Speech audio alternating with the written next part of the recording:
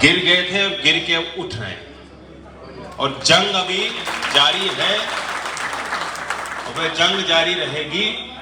26 तारीख को मैं लखनऊ जाऊंगा, विधायकों के साथ बातचीत करेंगे और मैं वादा करता हूं कि गठबंधन का एक एक विधायक सत्ता पे भारी पड़ेगा। गठबंधन का एक एक विधायक विधानसभा में आपके लिए पुरजोर प्रयास करेगा, मेहनत करेगा और क्षेत्र में मेहनत करेगा और इनकी जिम्मेदारी बढ़ गई है। हमारी पार्टी के तो जो 8 विधायक हैं, मैंने उन सबको व्यक्तिगत तौर से बोल दिया है कि उत्तर प्रदेश को हमने 10 क्षेत्र में बांटा है। ये हस्तिनापुर क्षेत्र है, आगरा क्षेत्र ब्रज क्षेत्र कहलाता है, बिजनौर का रोहिलखंड है। इनको आप निकाल भी दें क्योंकि यहां आप चुनाव भी लड़े हो। जिस क्षेत्र में हम चुनाव इस बार नहीं लड़े आरएलडी के सिंबल पे, लेकिन गठबंधन की मदद की है, उस क्षेत्र में भी हमारे पार्टी के कार्यकर्ताओं को संभालने के लिए हमारे पार्टी का दल का एक एक विधायक उस क्षेत्र में जाएगा और कार्यकर्ताओं से संवाद करेगा और वहां के मुद्दे भी विधानसभा में उठाने का काम ये करेगा। तो पार्टी का भी दायरा बढ़ेगा।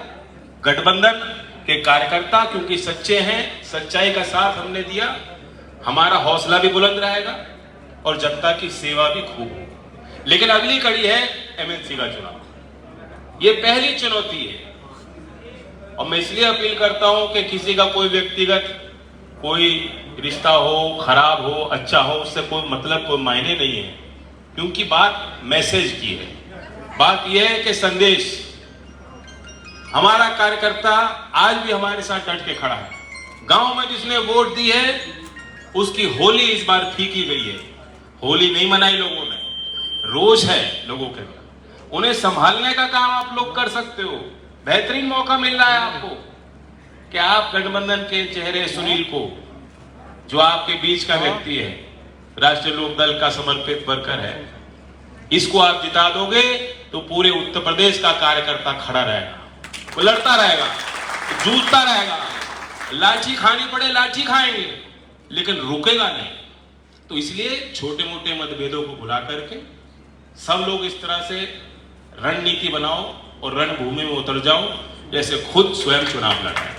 और मैं अपील करूंगा कि समाजवादी पार्टी के अध्यक्ष भी यहाँ हैं, जिम्मेदार लोग भी हैं, हमारे पार्टी के दल के भी लोग मौजूद हैं। आपको पता रहना चाहिए कि इसमें वोटर कौन कौन है। उस वोटर की आप सूची बना लें, जो आपके दायरे के लोग हैं, संपर्क के लोग हैं, उनसे बातचीत कर लें, उनको एकत्रित कर लें और पार्टी के जिम्मेदार व्यक्ति को किसी को बुला लें, सुनील को बुला लें, जो उनके प्रबंधन में जो जुड़े लोग हैं उनको बुला लें और उनकी बातचीत कराएं बैठाकर। यही चुनाव है और चुनाव तक ये मत सोचा सुनील, ये मत सोचना कि मेरी बात हो गई एक बार, उन्होंने कह दिया साथ रहेंगे तो रहेंगे, नहीं। चुनाव तक उनसे बातचीत आपकी लगातार होती रहनी चाहिए। रात की नींद भूल जाइए। कितने दिन, 20 दिन है शायद चुनाव, 9 तारीख को है मतदान, कितने दिन बच रहे हैं?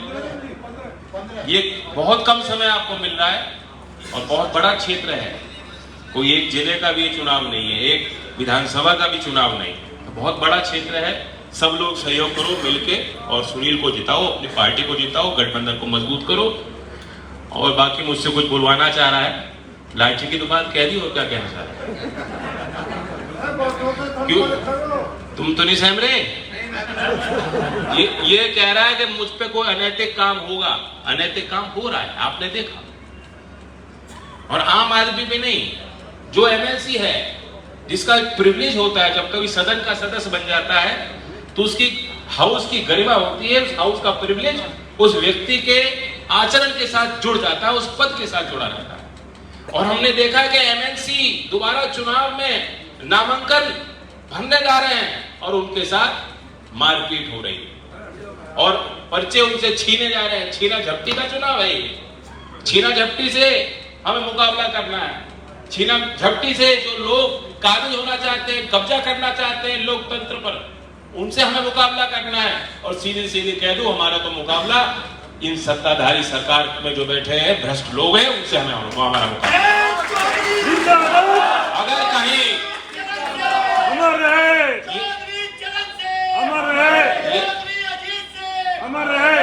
ये बहुत सीधे स्वभाव का है, मैं जानता हूं, आप भी जानते हो, सीधे स्वभाव का है।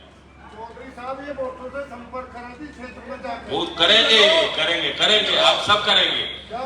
मैं आपको ये कह रहा हूं कि अगर आपको कहीं लगे कि इसमें इसके आपके परिवार में कहीं आँच आ रही है, तो यहाँ तो सिर्फ जिम्मेदार लोग हैं, तो गांव से भी आपको लोग निकालने पड़ सकते हैं। वही रखवाली करेंगे। जिस तरह बागपत में जिला पंचायत चुनाव में लोग गड़बड़ी करना चाहते थे, लेकिन गांव के लोग सीधा आए, वो निकले और उसका असर पड़ा। तो उस पर भी आपको नजर रखनी है और 9 तारीख के चुनाव में कोई कसर मत छोड़िए। धन्यवाद।